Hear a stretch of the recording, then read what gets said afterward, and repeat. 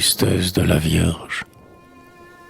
Relevant de sa main blanche ses cheveux couleur de miel, la Vierge un instant se penche au balcon doré du ciel. Elle regarde le monde qui s'éveille à l'Orient, ces étoiles dont la ronde passe en tournoyant. Aucun bruit dans l'étendue, à peine le cri lointain d'une alouette éperdue, appelant le gai matin.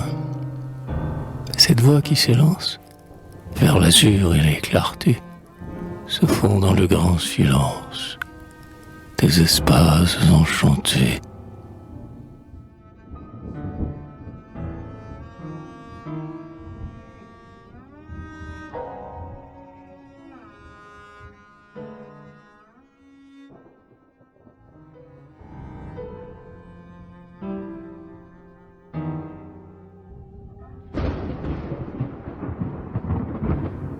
La Vierge écoute, elle rêve, solette au balcon des cieux. Doucement le jour se lève, illuminant ses 12 yeux. Tout semé de rayons roses, le ciel s'éclaire, et soudain, la terre, au milieu des roses, apparaît comme un jardin. Avec sa verte ceinture de forêt au front changeant, elle semble, à l'aventure, voguer sur un lac d'argent.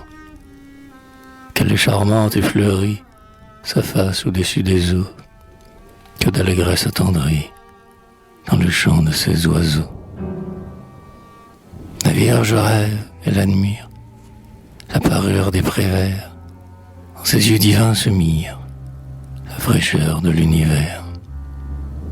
Son âme s'est envolée, légère comme autrefois, vers l'heureuse Galilée, où l'eau chante dans les bois. Elle a connu cette aurore quand elle était parmi nous. Elle croit sentir encore son enfant sur ses genoux. À quoi bon le cœur des anges? Le paradis secourt, puisque Jésus dans ses langes lui sourit avec amour.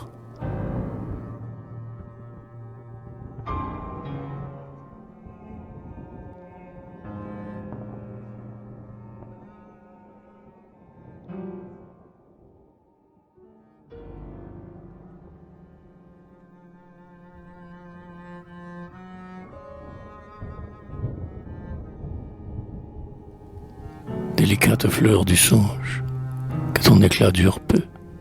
Était-ce donc un mensonge, cette paix du grand ciel bleu? Sur l'orient paysage, une ombre noire a passé. L'homme a montré son visage. La vie a recommencé. La Vierge qui s'inquiète se penche.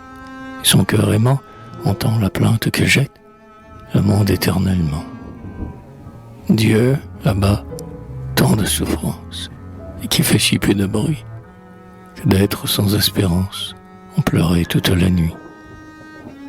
Sa grande pitié, Notre-Dame soupire en joignant les mains, comme au temps haut, pauvre femme, elle errait par les chemins. Elle se voit quasi morte de lassitude et d'effroi. Chacun lui ferme sa porte, son petit Jésus a froid. Son enfant, tout son courage, ah, comment le protéger? Les bourreaux sont à l'ouvrage, on va venir l'égorger. Et celle dont la parole éblouit le firmament, sur la terre, hélas, si folle, pleure amèrement.